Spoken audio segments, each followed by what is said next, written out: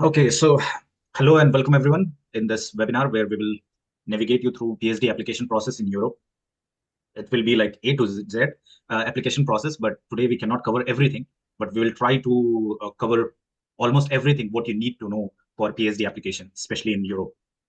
So just to give you an introduction of ours, so we are a group of PhDs and postdocs here in Europe, and we are a group, we call it PhD Pathfinders. Uh, where we have guided more than 250 plus students, PhD students, as well as for masters for Europe.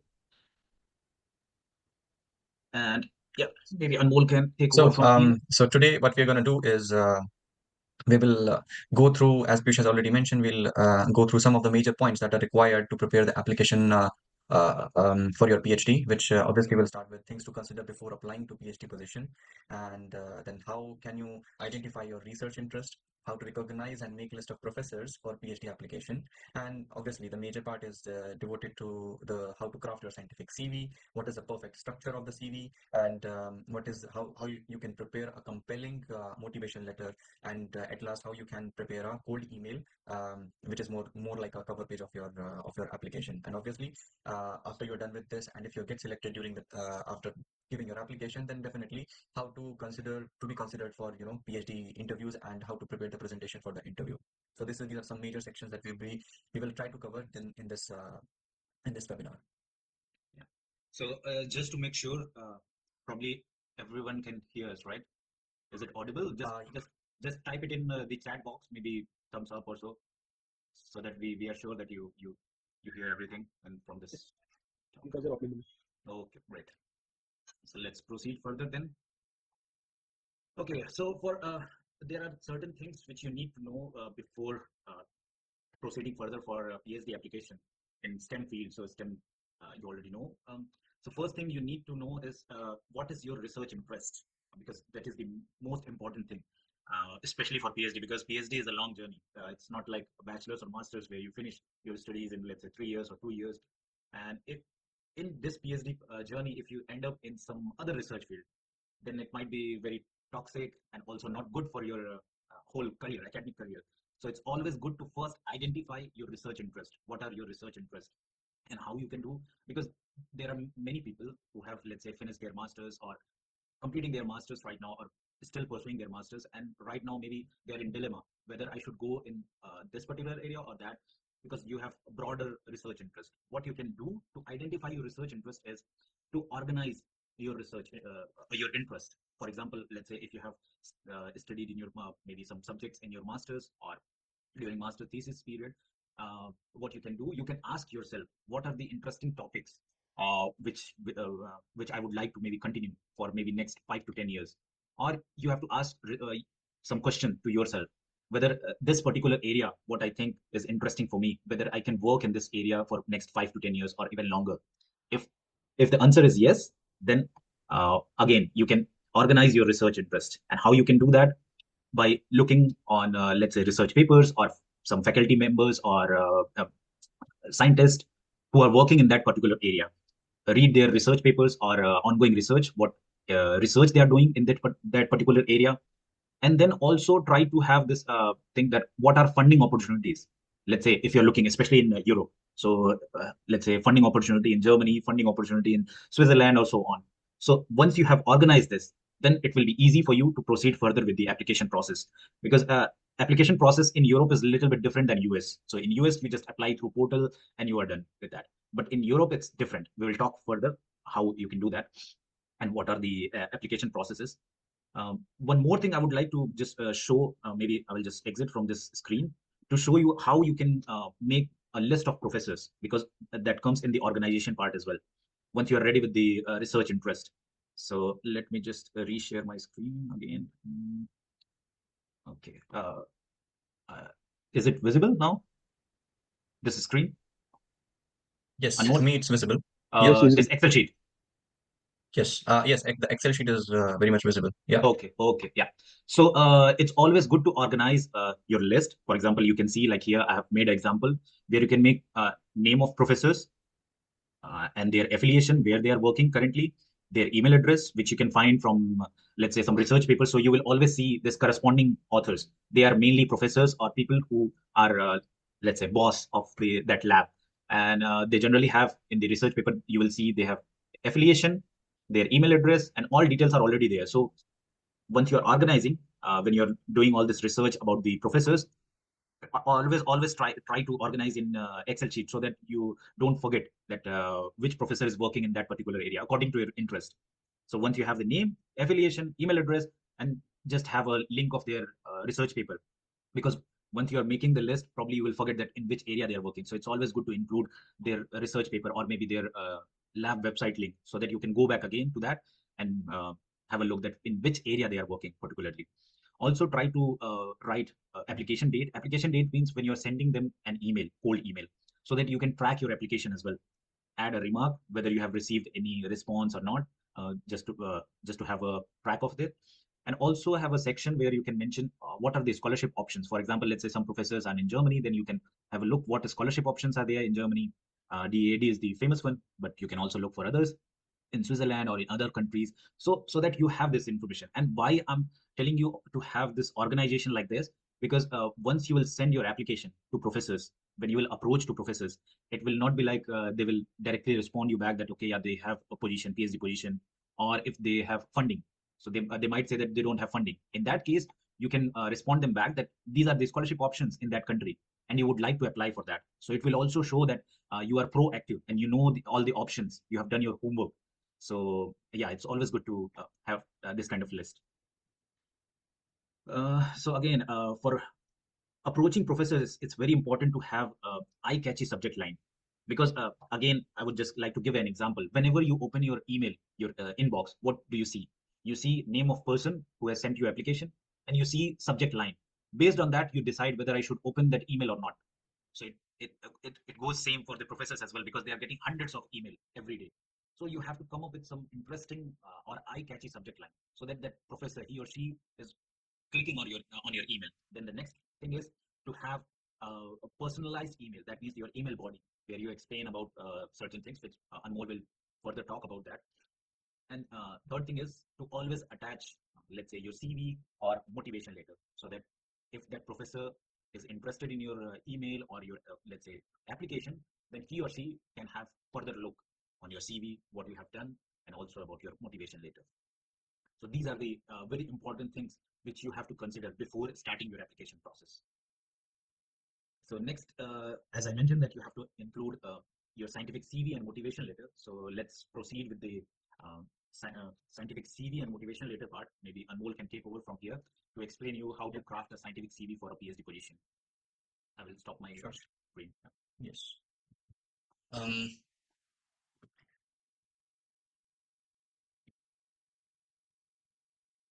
okay, I hope my screen is visible to everybody. Yeah, yeah.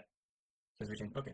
So, as you know, that crafting your scientific CV is more like crafting a pot from a wet.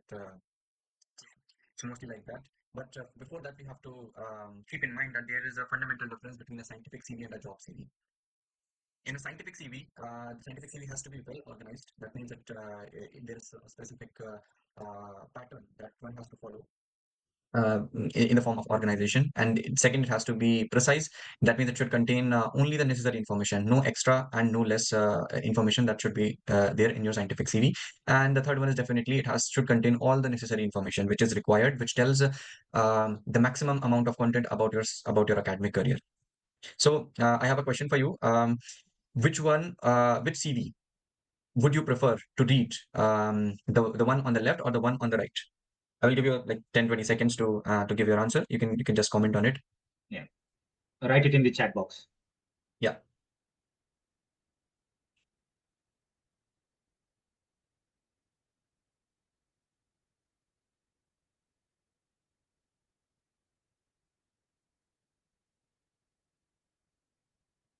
Yeah. Okay. I think most of the people, without any doubt, chose the one which is on the right. And one of the specific reason why they did not choose the one on the left is because It's a bad CV. Why it's a bad CV? Because it is unorganized. There is no structure that you can find in the CV. There is lack of precision about the information that is given, and obviously lacks necessary information that is required to present a CV. On the right hand side, it looks well structured, and it mostly contains all the precise information and all the necessary information. By this, what I mean is that the structure of the CV should contain some fundamental things that should be there. It starts obviously with the name and the other personal details of yourself, which starts with obviously the designation of your current lab, the university in which you have recently been working, or the company in which you have been recently working, your phone number. More specifically, the phone number needs to be of your office, not your personal phone number, unless and until you are, you're staying at home after completing your master. That's a different story. And then your email address. Obviously, the email address, if it is your official email address, like of the university or your company, then it's better. But if it's your personal email number, then also it's fine. So these are the basic fundamental things that are required to address your personal details. Now, coming to the next section is your current affiliation. In the starting of your CV, definitely you have to make a section which shows that what exactly you are doing. If you are an internship student in a particular company, or if you are a master student, or if you have completed a master's and working as a researcher in the same lab or the university, then you should mention it specifically in this section. The coming next part is the research interest. Obviously, as Pisha has already mentioned about it, that your research interest, first of all, you have to figure out that what is your research interest, and then you have to make a small section in your CV describing your research interest. It can be a little bit broad, but not too broad, which means that it should not be. It can be. You can talk about apples and oranges, but you can't really talk about apples and oranges and then jump directly to the meat. So that's the whole idea. It has to be a little bit elaborate, diverse, but not too diverse. Then coming to the section where you describe about your educational qualification, obviously you have to mention your educational qualification starting from your 10th grade till the time of your graduation, which is ideally for most of you will be the master's time. Now, there are two basic things that you have to keep in mind while filling this section is that the time period needs to be in a chronological order, which means that if you're a master student or you recently um, graduated, completed your master's, then you should put your master's degree or the education qualification on the top of this heading. And then coming to the bachelor's, and then coming to the 12th standard, and then coming to the 10th standard. Along with it, you have to mention the time period of your graduation. For example, some people have a dual degree course, so you should mention it that BSMS, and on the right hand side, you should mention the time period of your degree. Along with it, you should also mention your overall grade. If it is in percentage, then mention it that out of 100%. And if it is in the form of CGPA, then you should mention it in the form of CGPA that I've got 8.8 out of 10. So these are the basic things that you should keep in mind while filling the education qualification section in your CV. Then coming to the projects and internship, which is actually the heart of your whole CV. So you have to be very careful while filling it and mentioning the details about the work. And again, the basic fundamental thing that you should keep in mind while filling this section is it has to be in chronological order, and it should also mention the time period of your work. For example, if you have graduated recently by completing your master's, then you must have done your master thesis first. And then in that section, you mention that master thesis, your title of your master thesis, and a small description about the work that you have done. For example, the question that you were trying to answer, the techniques that you have used, and what were the results of your master thesis. Along with it, you should also write a name of your supervisor that under which supervisor you have done it. And these are the 2 to 3 basic things that you have to keep in mind while filling this section. And again, it has to be in chronological order. The project that you did recently should be on the top, and further vice versa. Then coming to the research publications. If you have a research publication, then you should definitely make a separate section with a heading called research publication. If you do not have it, then it's not a worry. It's not really it's good to have a research publication, but it's not the necessary requirement while applying for a PhD position.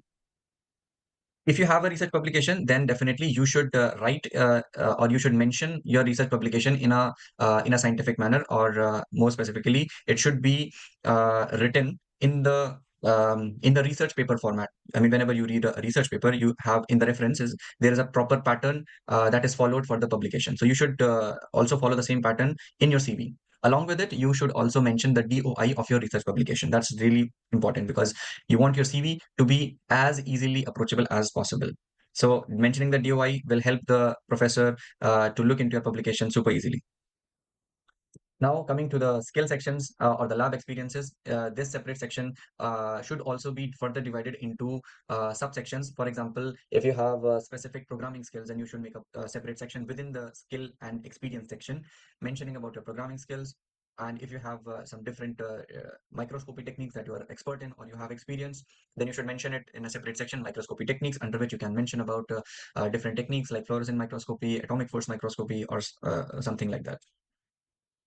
Then coming to the conferences and the talks delivered, here as the heading suggests that you should mention the conferences and the time period, and if you have received any award in these conferences, you should mention it along with the proper designation of the conference, which means the name and where it was done and some important details about the conference.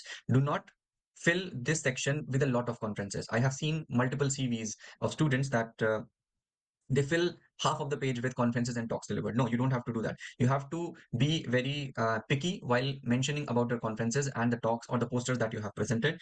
It should not be filled with like 5 or 10 conferences or talks delivered. You have to pick the best ones and which you think that they have these type of conferences have an international recognition. Then you should mention those only. Then the next part comes is the academic achievement.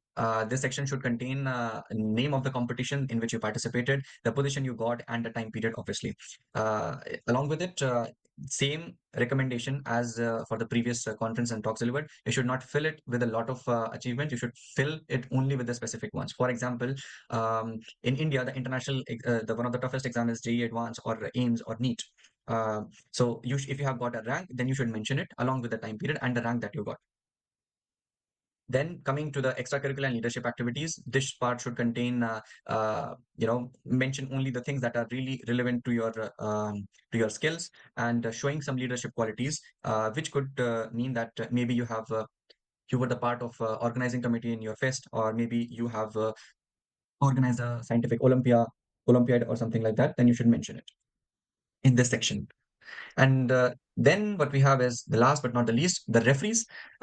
This section should be at the last of your CV, mentioning the referees that are gonna give you recommendations. You should mention their name, their designation, their place of working, and their contact details.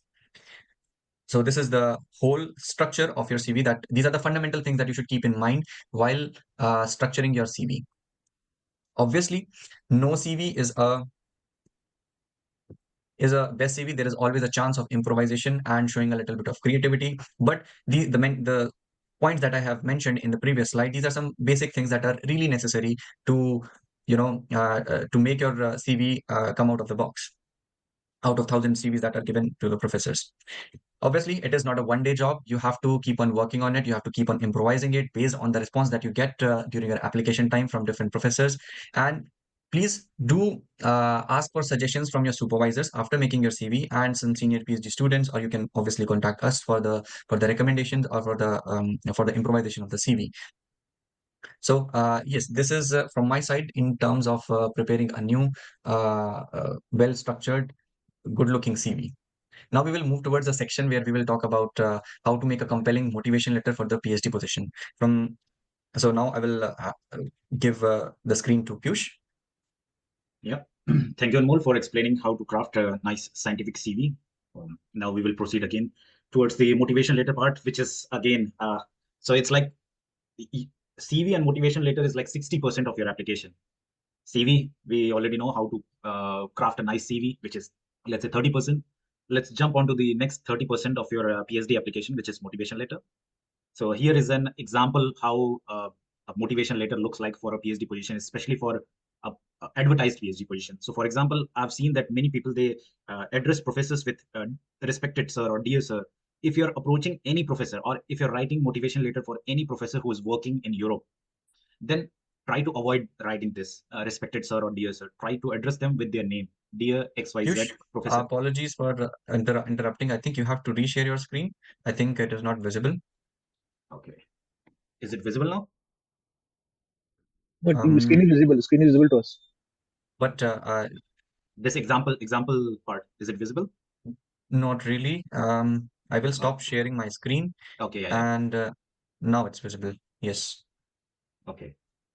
So can Sorry. you see Yes. this? Continue. Can you see this screen? Yes. Okay, great. Yeah, sorry for that. So yeah, as you can see, example of a CV, as I mentioned, to avoid writing respected sir or dear sir, especially if you are approaching a professor in Europe.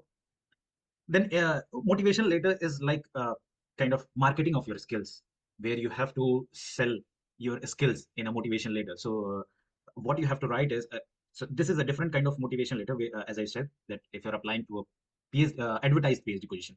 So in that case, you have to mention why you are interested in that particular PhD position, which has been advertised. So also mention about the project detail as well. For example, they always mention project title and project details. So out of that, you have to mention I'm applying for this project, research project or PhD project.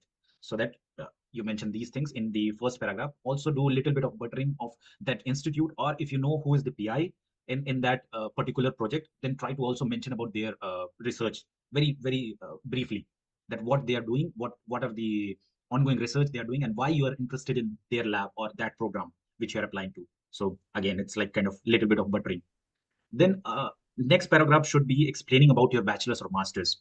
So here again, I would like to just mention that you will already have all these details in your CV. So avoid same information in your motivation letter. Here you have to just briefly mention that what you have done in your bachelor's and master's and how you got interested in that particular area. For example, let's say cancer biology also. So you can try to connect that during my master's, bachelor's or master's, I had this subject and I got interested in cancer biology and I would like to do PhD or maybe further deepen my knowledge in that particular area. So very briefly. And then next paragraph comes is talking about your academic journey, which means your bachelor thesis, master thesis, or internships you have done. And in these, let's say, thesis, bachelor thesis, master thesis, and in internship, you have to specifically mention about the research question. So whenever you do your bachelor thesis, master thesis, or any internship, there is a specific project. And that project always contains some research questions, aims, and hypothesis, right? So you have to mention about that what was the research question during your internship or thesis period. And to address that research question, you did this and that, and then mention about the techniques. So what I have seen that many people just directly mention that during my bachelor thesis or master thesis, I've used these techniques. So you have to keep in mind that you are not applying for a technician position. You are applying for a scientific position, which is a PhD research position. So you have to present it in a research way. That means you have to show your research skills, and how you will show by presenting this research questions. That what was the research question during your thesis period, internship period, and to address that research question, you did this, and talk about your contribution. What was your contribution in that project? So this should be the motivation later thing for advertised PhD position. For like if you're approaching to professor via cold email, you have to do slight changes. For example, instead of introducing about the PhD or their project or their ongoing research, you have to mention why you are approaching and how your research interest aligns with their research interest. So that should be the main focus first in a cold emailing motivation letter, and then rest will be same. So okay, next is the Yeah. talking about the cold. So in this section, yeah. Yes, thank you, Piyush, for this good presentation of preparing a motivation letter. So now the section that we would like to focus on is how to write a cold email. So apologies. So the cold email part is more like a cover letter. Not exactly cover letter. Cover letter means a different thing in scientific area. But cold email is more like a cover of your book. I mean, people or professors will look into your application after reading your email. So it should have some structure. You can't simply write, okay, I'm this, and I want to apply for blah, blah, blah. It should not be like this. It has to be a little bit luring for the professor so that the professor is interested in looking or reading into that mail. Obviously, it has to start with your current affiliation, that what exactly are you doing, and what is your current designation, and then why you approached the professor, that if you're interested in applying for a PhD position or an internship or a research position, or whatever it could be. Then you should describe a little bit about your research work as you have mentioned in your CV, but not in detail. By description, what I mean is that you should try to mention the area of work which is related to the professor. For example, if you have done something related to fluorescent microscopy in your master's thesis, and it is somewhat the similar area of the professor under whom you're applying, then you should mention it exactly that, okay, I did something related to the fluorescent microscopy and I did this in 1 or 2 lines, not much. And obviously, within that paragraph, you can mention that for further details, you can look into my CV. Or if you have published a paper, then you can also give a reference to your research paper. Then the next section should be you have to try to come up with some interesting question related to the research of the professor. To do that, I think it would be wise to use the AI tools that we have available in this recent time, especially the Chat GPT. So I will quickly let you go through a simple way of how you can actually go through that or try to use the AI to figure out the possible research questions related to the professor under whom you're applying. So let me just quickly share the screen. This is this is a general font of ChatGPT, as you can see. Let's say I have picked a research paper which is related to the enhanced electrical conductivity of molecularly p-doped P3HD through understanding the correlation of solid states. So I've already downloaded the research paper. Obviously, you have to go through the research paper in detail before writing a cold email or before asking a detailed question in your cold email. But this AI tool can actually help you in boosting your thinking process. For example, I can just pick a small section of, let's say, conclusion of this research paper. Okay, no, not this one, sorry. And then I simply write it here that please provide some research questions related to the conclusion of this research article. And then you can simply paste it.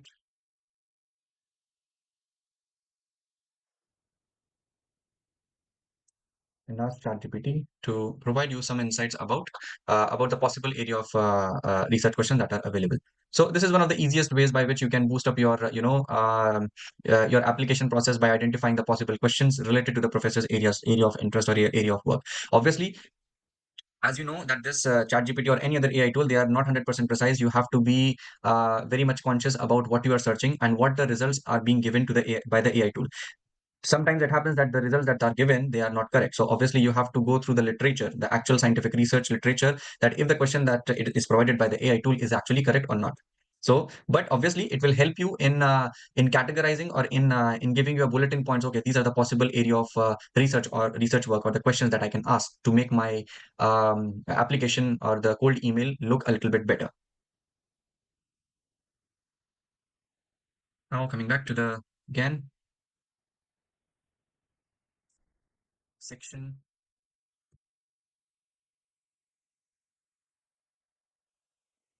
Yes, then definitely. And the reason why we are saying that it is always good to have a research question related to it, because it kind of shows that you have done your homework. You are not blindly applying to the professor, or you're not somebody who is writing same mail to multiple professors.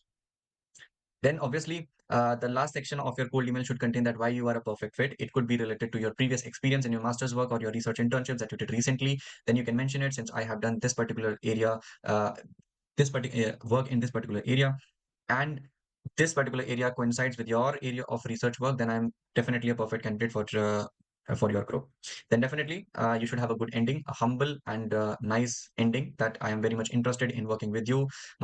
You have to give a little bit of buttering in that 1 or 2 sentences, not much. And definitely do not forget to write you an attracted CV and motivation letter. That's obviously the most fundamental thing that you should have in your application. You can also mention in your cold email about the funding opportunities that you would like to apply if you get selected for the PhD position.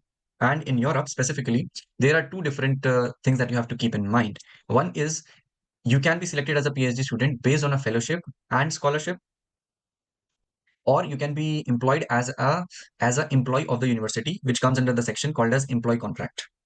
So there are two possible ways by which you can get the funding to complete your PhD. The employment contract thing is fundamentally based on your professor. If the professor is having the funding to take a PhD student, then the professor will definitely provide you the employment contract. It could be a 1 year, 2 year, 3 year, based on the funding currently that the professor is holding in his group. But the next section or the scholarship section is actually much more relevant to your efforts as well as your supervisor's efforts combined. So when you apply for a scholarship, your professor along with you prepare a proposal, and you have to go through multiple channels of selection by which you can get the scholarship. In Germany, there are specific scholarships. For example, IMPRS, Marie Curie is one of the renowned scholarship. DAD, I think most of you must have heard about it, DAAD. And then there is definitely a state graduate funding, which is available. In France, similarly, there are Eiffel Excellence Scholarship programs, French government scholarships, and university-specific scholarships. So you have to look in detail about the scholarships, and they are actually very easily available on internet for different countries. You just have to type that what are the possible opportunities of scholarship for this specific area in Germany or in Europe or in France or something, or anywhere you're looking in all over Europe.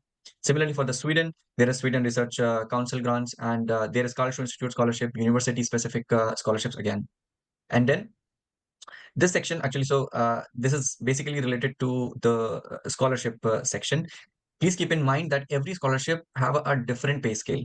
So for example, and also have a different pay scale based on different countries. For example, DAAD fellowship, it's gonna be different within whole Germany. For example, if you're applying for Munich, one of the cities of Germany, the DAAD fellowship may be a little bit different.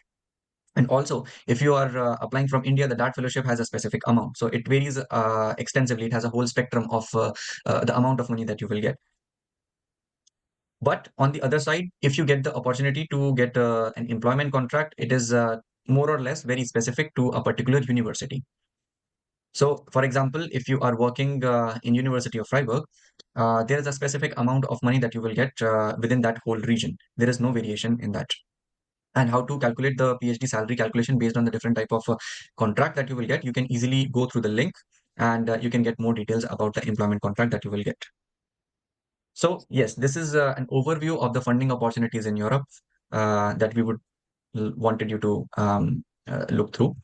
And then definitely the interview and the presentation section, if you get selected, and we hope you will get your PhD, land up your PhD application soon. And in the case of your PhD interviews and presentations, you have to keep certain points in your mind, and I think Piyush can mention or let you go through in detail about this section. Yep. So yeah, if you have successfully sent your application, then probably you will end up in interview, and where you have to also present your previous work and current work as well. So in the interview section, you have to address certain things. Why you are interested in that research group or that particular PhD program that you have to address. What you can contribute. Let's say if you join that lab or that university or that PhD program, then what you can bring on the table. So let's say your previous experiences and all these things you have to talk about, and how it aligns nicely with that lab where you are applying to. And then why you would be a perfect fit for that lab. So how you are different from other candidates. So you have to kind of, again, marketing of yourself, that what skills you have, what kind of, let's say, methods or other things that lab is using, and what you can bring to their lab. These things you have to mention about that. And also try to prepare some questions. So its interview process is always like a two-way process. It's not like only interviewer is asking you certain questions. You can also ask. For example, you can ask about funding opportunities. You can ask about, let's say, how frequently that lab is publishing, and how is the collaboration, because in research you need nice collaboration. So you also have to ask this question, whether indeed this lab will be perfect fit for you or not. Let's say if you end up joining that lab, and after working for 6 months or 1 year, you find out that, okay, yeah, professor is not that good, or maybe their funding is very limited, they don't have very good collaboration, then probably your PhD might be a little bit challenging, which you don't want. So it's always good to ask this question, because both interviewer and you have to be transparent with your skills, and also they have to be transparent with all these things, like funding opportunities or how frequently they are publishing these things, because publication is also an important part of your PhD. So yeah, always ask some question or pre-prepare some questions. In presentation, so they will always ask you to present your work, let's say from bachelor thesis till your, maybe if you're working as a research associate or a research assistant or so, then you can present your work, what was your contribution. And in that presentation, try to not use any blurry picture or figures, and also avoid too much text. So you have to be very specific. You can first talk about your master thesis, or let's say bachelor thesis, master thesis, and in that you have to show the very relevant research or a relevant result part, which is let's say very much aligned to that professor. Or if it is not aligned, then just briefly mention. You don't have to present whole work, whole bachelor thesis and whole master thesis. Just present a section of that what was the main finding, and show a result from that. And again, do not use any blurry picture, because it's also giving a very bad impression during the presentation or interview time. So yeah, these are the important things for the interview and presentation. Now we will proceed to the Q&A section. I guess you all might be having a lot of questions, so we can go through. Yeah, so either you can write it in the chat box, or yeah, you can just simply unmute yourself and ask any question, whatever you have. Yeah, we would really appreciate if you unmute yourself and ask the questions, because yes, yeah, then it will be also good for other candidates as well. They will know about the questions. Yeah.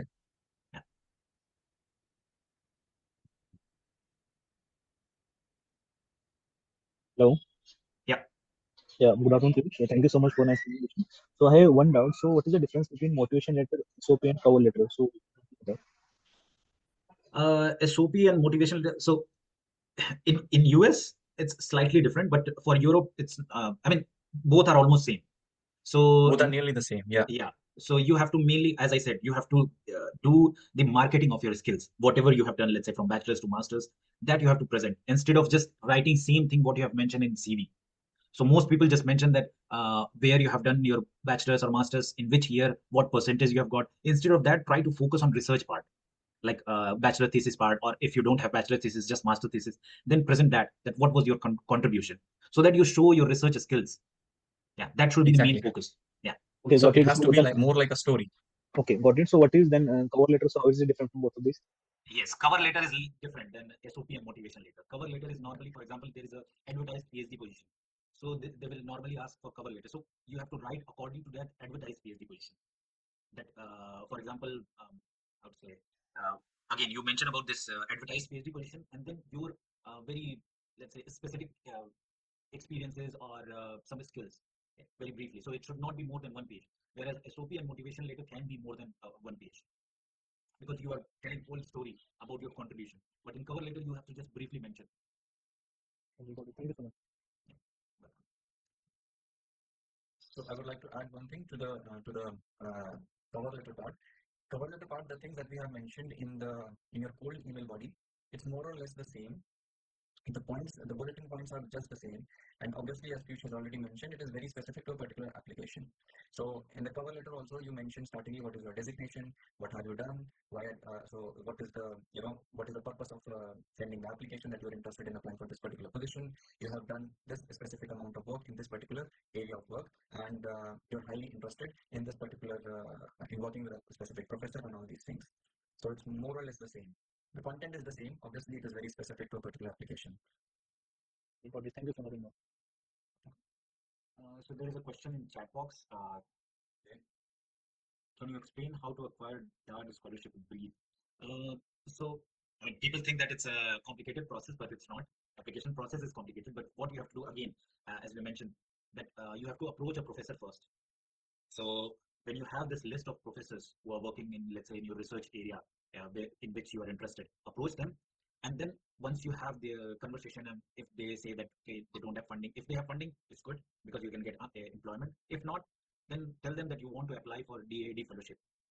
And together with them, so they will also tell you that what projects they have in their lab, so that you can write a research proposal together with your potential supervisor. So they will help you with all this application process by giving you a confirmation letter that they are ready, or they are willing to supervise you as a PhD candidate. Second thing is they will help you with the research proposal which you need. And yeah, these are the two important things for DAD fellowship. So there is, I can see Does career gap and age matters during the application? Not really. Especially in Europe, it doesn't matter that much, because there are people, especially in research, who have started their masters after the age of 40 and are completing their masters, and some of them are joining their PhD at the age of 35, 36. So no, age gap doesn't really matter, especially in Europe. Yeah. Only thing is there are certain scholarships which are age Yes. restricted, which you have to look. Mhm. And sometimes they have also this restriction about your last qualification. So if there is a long gap, then probably you are not eligible. But in that case, you can convince your potential supervisor that you are indeed a good candidate and you are interested in research, so that they can provide you funding. So as Anmol pointed out, these two options: either you can apply for a scholarship or you can get an employment from university, which is based on your professor's funding.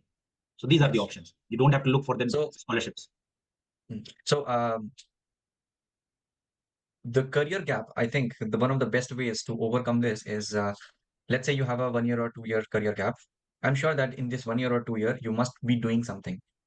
It could be related to your exploring different area of work, or it could be related to the preparation of the for the competitive exams and all these things. So you should mention that in your SOP in a way that it appears like you are during this 1 year or 2 year time, you have been developing your skills in particular area because you were interested. So you can fill that gap in your SOP, or by mentioning things that, okay, I have for the last 1 year, I was quite interested in working in marketing, let's say, because to me it was very fascinating. So I spent 1 year in understanding the whole concept of marketing and all these things. But now I have gained much experience, but I have realized that this area of work is not really for me. So I'm coming back to research. To apply for the PhD position. So you can use, you can frame it in a way which appears a little bit positive, instead of making it a negative point and saying that I have spent 1 year, I have done nothing. No, there is nothing like you have done nothing. In 1 year, you must have done something, unless and until you are sick. If you are sick for 1 year, then that's not even considered as a 1 year gap. Yeah, true. So So again, there are other questions too. Um, so what related are to the this next? question, there is another any benefit of having research experience from Shivam. So yes, Mhm. of course, if you have research experience, it's highly appreciated from professors, because no one wants, especially in Europe, they don't want to spoon feed anyone. So they want someone who has already some sound knowledge, who can do research independently. Of course, there will be some seniors, let's say postdoc or senior PhDs, who will help you with the initial process, but you will be the only one who will be conducting all the experiments independently. So that's why the professors here, they prefer someone who has at least 6 months to 1 year of experience. If you have more, it's always good. So somebody has asked that I am 38 and I want to change my career from teaching to research. Mhm. So I think it is possible, but definitely on a serious note, you have to spend a little bit amount of money, because you have to start by applying for a master's program in Europe. And if you get selected, then obviously after completing your master's, and also during the time of your master's, you can continue your research as a research assistant, or maybe you can apply for a PhD. Yeah. Then another question is related to, I have 6 months of lab experience. Is it enough to apply for PhD position in Europe? Definitely, it is in more than enough. Obviously, a lot of things are dependent upon your way of communication and way of approaching and preparing your application, as we have mentioned during this whole webinar. So Purushottam and Mavish has raised hand, so probably they want to ask question. So yeah. Yes, yes. Can I go first? Yeah, sure. Yeah, I'm actually currently pursuing my master's in Italy, and from bachelor's to master's, I have my thesis revolving around DNA and RNA biology, and I Mhm. really want to like change my field into something else. But is it like people say when we are going to apply for a PhD, they're going to probably see our master's and bachelor's thesis. And is it really that obvious, or they're going to put so much attention of what I did, and in a way that I can only apply for RNA or DNA biology projects. I cannot go for any other field. So in India, it is highly likely that people look only for that specific area. But here, people are looking because, see, especially in life sciences, everything is interconnected. Whether you have done RNA biology or molecular biology or whatever. So at the end, let's say techniques, what you have used is same. And the main thing is research questions. Whether you are able to understand what are the research questions, how to address these research questions. So that you have to mention in your motivation letter. So if you can convince that I do have this different experience, what is required in your lab or what you are working in this area, but I'm also interested to pursue my further, let's say, research career or PhD in this area. So in this case, what you can do is you can first ask for an internship, because you mentioned that you have just finished your master's, right? I'm still pursuing. I'm in my last Still year of pursuing your master. Then it's even better. So maybe you can choose, let's say, some some lab for your master thesis, which is in different area. Once you have figured it out, your research interest, and if you still think that this is not the area where I want to work, then go for another internship for maybe 3 months or 6 months to figure it out. And it will also give you research experience, which will be beneficial for your PhD application. Okay. And during your motivation letter and SOP session, you mentioned like we cannot write respected sir or dear sir. So what should we write instead of that? What you You should cannot write, simply sorry? write dear Professor Doctor XYZ in simple words. You don't have to be very specific. You should mention it in the same way as you address other people by their proper designation. If the person is a professor, then you should write Professor XYZ. If the person is a group leader and still not a professor, then you should mention that professor. You should mention Dear Doctor XYZ. Yeah. Okay. Thank you. Do not write hello or respected or something like that. Yeah. It's not like it will create any problem, but generally it's not the norm that people follow. Yeah, and actually, professors here in Europe, they feel offended if you call them respected sir or dear sir. So try to avoid, because what I've seen and what I've heard from several professors in this committee, what we have, so they always see the application, and if it is mentioned respected sir or dear sir, they just reject these emails or applications. So just try to avoid this. Just mention their name. Yeah. Purushottam, Okay, thank you want to ask? Yes, I do. So basically, I'm already doing PhD. I'm in first year of my PhD. So I will be applying for the first time like for abroad. So see, like generally we know about QS ranking worldwide. So like for example, I did a master from IIT. Now I'm also doing my PhD from IIT. So like as you can see that there are some universities which are having better ranking than IIT's QS ranking. So does it really matter? For example, I have seen in some universities in Germany, so they are having not good ranking as QS ranking as compared to IIT. So because we have not went there, so I don't know the actual research there. So does it really matter the ranking QS ranking? Okay, so Not really. it's very good question, and I would like Yeah. to answer for this. So at the end, ranking doesn't matter of any university, whether it is under 500, under 1000, whatever. So what matters is your research publication during your PhD. So if you have nice publication during your PhD, if your professor's profile is good, then you are in good direction. Because let's say if you want to go in further in academia, that's what people look. They will look in your publication record and your professor's profile. They will not look from which university you have completed your PhD also. So that is not even secondary thing. People don't consider these things. Yeah. Okay. And apart from that, like as I said, that I'm already doing PhD. I mean, I'm enrolled in PhD. So like we should mention that, or I should have known that I have completed a master's. Because like in India, like for example, just an example, like for example, I'm doing PhD in some particular university and I got better opportunity somewhere else. So sometimes like Mhm. if you say that I'm leaving from this institute, so like that creates a negative impact, like in India especially. So that, but like is it same abroad? Like, you have to mention it I that I'm mean, currently it's not doing. really a problem unless they ask you that what exactly you have been doing. You should be brutally honest, No, first of all. I'm just And doing coursework yeah. now. I'm only doing coursework. As of now, we're doing only coursework. I'm in first semester of my PhD. So I have never Mhm. applied abroad. But I want because I have completed my master's in May of 24th May. Sorry, May of 6th of May 2024. So we don't have any time to apply for abroad. So that's why I joined like a PhD in India. So, but I wanted Mhm. to always apply for abroad, and so that's why I joined this session. But like I should write this. I'm already doing PhD, so that will not create any negative impact if I will write that thing. No, in this case, Again, I would say that yeah. in this Go case, I ahead. would recommend that just mention that you have finished your master's, Okay. and right now you are still in IIT doing some coursework, Okay. kind of pre-PhD coursework, because it is indeed pre-PhD coursework, right? You have Yeah. not Yeah. started with the research part. Yeah. So No. that Great. you can mention in your motivation later, but do not mention that you are already a PhD student, Mm-hmm. right? So try Got to it. Got mention it. it as a pre-PhD, that you are doing a pre-PhD coursework. Here in IIT, we have a different, let's say, setup for PhD. We do this pre-PhD and then we start with research part.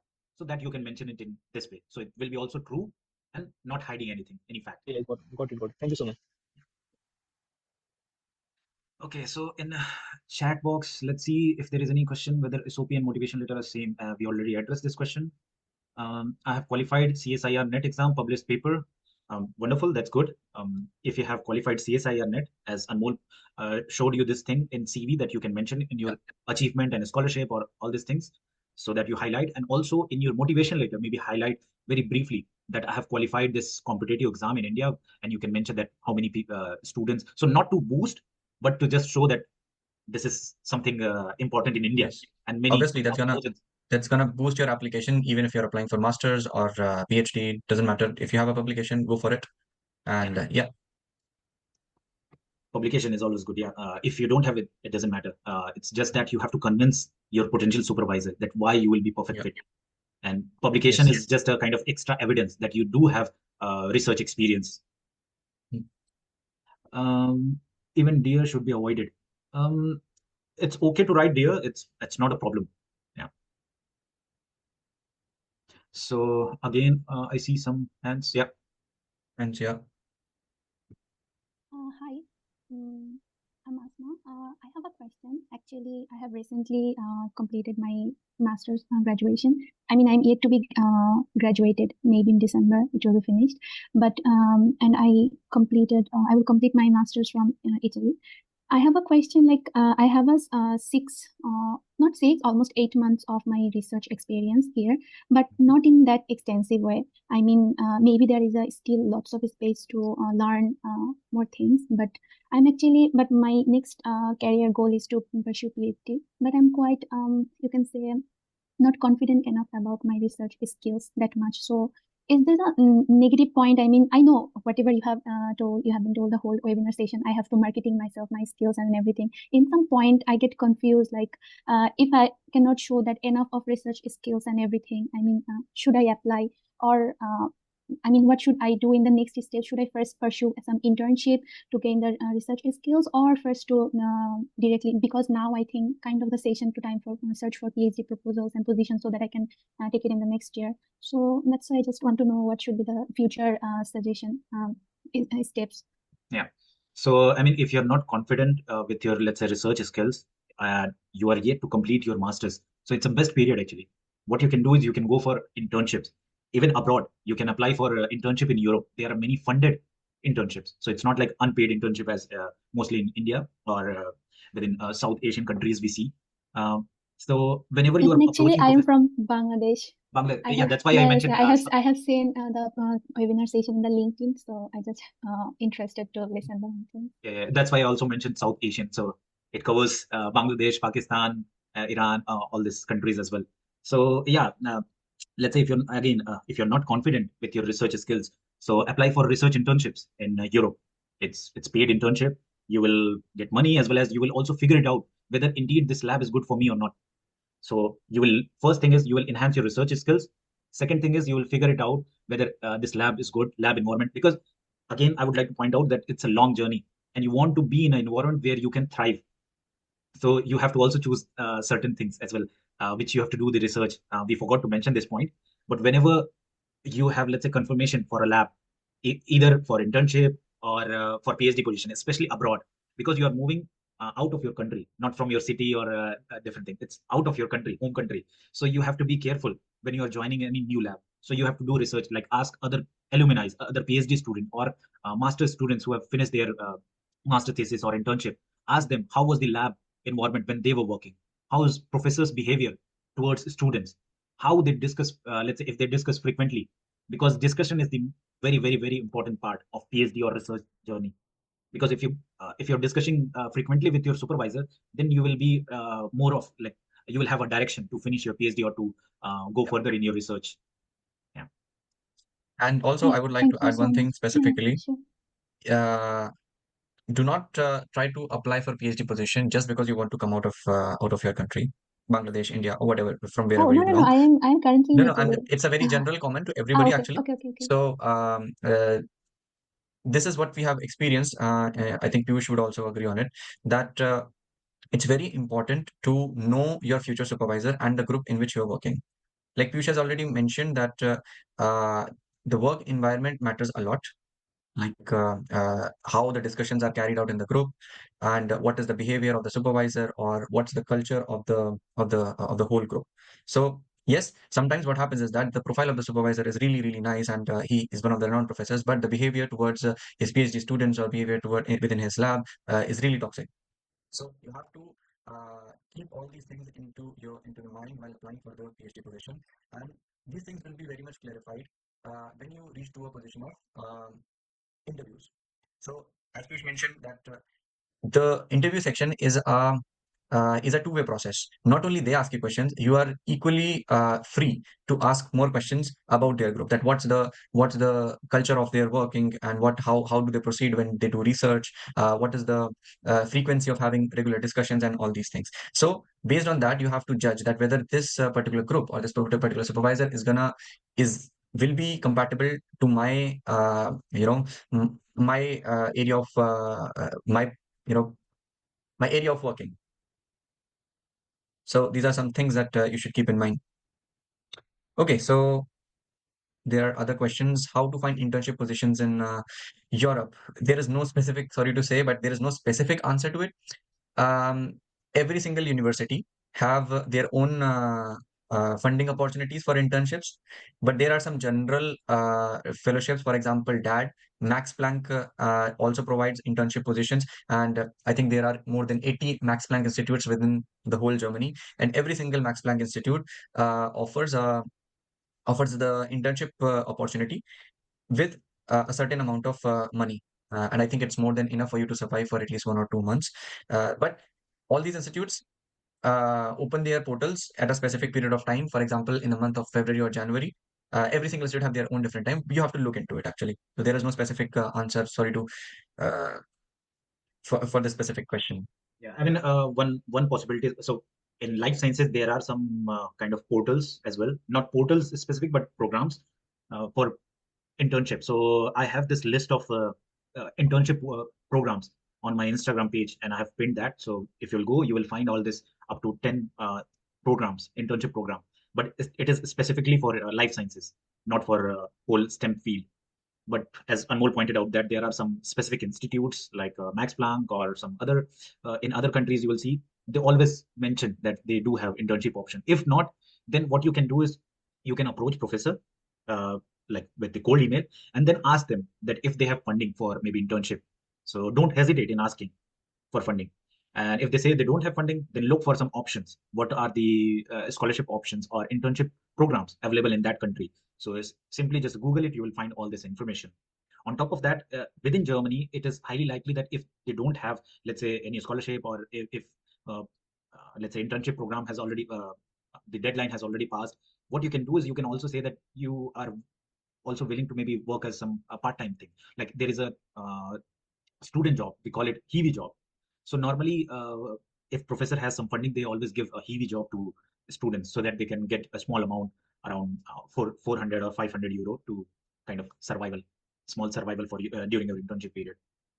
So this is also one possibility. So, but always discuss with your potential supervisor that you want some funding. How can we Now know there's the a question culture? that how can you know the Yeah, good yes, question. so how can you know the culture of the lab? Well, Yeah, before joining, you should obviously anonymously should ask, not anonymously, but indirectly ask the other group members. Try to contact them. And the best part about today's world is that everybody is well connected. You should contact the other group members. That how is their life going? What are the and you have to be brutal. I'm very saying it in a very crude way, but you have to be brutally asking these questions to the group members, that what's the behavior of the supervisor, and if the lab member is saying something bad or something like that, then you should dig a little bit deep. Then you should ask him that what was the reason and why is the reason. And also, this is also really important that you should ask these questions to multiple people within the same group, because if this similar type of behavior is more like a trend, then I would say that lab is more or less a toxic lab. You should try to avoid it yeah, as much as possible. true. Yeah, this is one of the ways, obviously, to know the culture of the lab. Yeah. And then there is another question that in the interview, can you ask questions like whom to approach if we are stuck in research? Definitely. This is the must question that you should ask. And you should, and if the supervisor during the interview or anybody is saying that, there are multiple people whom you can take help and all these things, then you should ask that, okay, no, I understand there will be multiple peoples, but whom should be, who's the main person whom I should approach when I'm stuck in research? So you have to be, again, brutally honest and a little bit blunt in these things, because it's a two-way process. As we mentioned earlier, it's a two-way process. Yeah. Not only not only they are choosing you as a researcher, but you are also choosing them as a supervisor. So it's a two-way process. Is English proficiency compulsory? Um, Compulsory for PhD? I am quite sure that nowadays there is a little bit change in the selection norms. You actually need one of the English proficiency exams, for example, IELTS or TOEFL. And obviously in US it's GRE, it's well known. But recently, I think the norms have changed. Previously, if you would have talked to me like 2 years, 3 years back, there was no compulsion that you should have an English proficiency test. But nowadays, it has become more like a compulsory thing. Yeah, but there is one possibility. For example, let's say if you don't have these proficiency certificates, for example, IELTS or TOEFL or so, what you can do is you can ask your university, your bachelor university or master university, to provide you a certificate which states that your medium of instruction of your bachelor's or master's was in English. So you will exempt from providing the proficiency certificate. So that's already more than enough. And another thing is, when you will have the interview, you have to convince that you are able to speak English and you are able to communicate. So that's also they judge whether you are able to communicate nicely. Yeah. So in this case, you can skip this proficiency certificate, but indeed English is compulsory. Yeah, and obviously, the professor or the application portal, they will ask you specifically if you really need a proficiency test exam or something like that. Yeah. True. So any further Okay, so I questions? think there are, yeah, feel free to ask, please. Or you can also write. I mean, we are already running out of time, but still, I mean, Yes. if you have any, let's say 1 or 2 questions, then we can quickly answer. Otherwise, yeah, maybe Anmol, you can proceed further with the. I think you are sharing the screen, so. Okay, yeah. Sure. So, yeah. So yeah, as you can see on the screen, so we also offer this proofreading of CV or SOP. We help with a mock PhD interview and also provide some career guidance as well, pre-PhD, post-PhD. So feel free to, if you have, let's say, uh, all this organization, that means organizing the list of professor ready with the cold email and also your draft of CV and motivation letter, and you still want to have a proofreading or you want to be sure that whether it is perfect or not. There is no as such very perfect. It's always like proofreading and doing modifications. But yeah, we always are ready to help you with the proofreading. So yeah, you can book a slot with us if you want further, let's say, proofreading thing, or if you want to have a kind of mock PhD interview before your actual PhD interview, then we also provide this service as well. So yeah, feel free to look on our page on the TopNet where you have booked this webinar. And yeah, good luck with your PhD application. Yeah, this is our team. Anmol and I, who are PhD scholars. Other PhD scholars are within Germany and Switzerland. Some are master's students who help with master application within Germany. So yeah, we are whole team here. And whenever you have like any further question, just reach out to us on LinkedIn or on Instagram. We'll be happy to answer all these questions. I'm sure you will have when you will start preparing the list of professors, or when you will start crafting your CV or motivation letter. I'm sure you will have a lot of questions. Feel free to ask. Reach out to us on LinkedIn or Instagram. So I see some comments. Thank you, Piyush and Anmol, for such wonderful insight session. It was incredibly helpful, and I truly appreciate your time and effort. Thank you very much for asking good questions in the webinar. Yes, that was also really appreciable. That people were really interacting and asking good questions, because it will be helpful for other people as well. So yeah, thank you.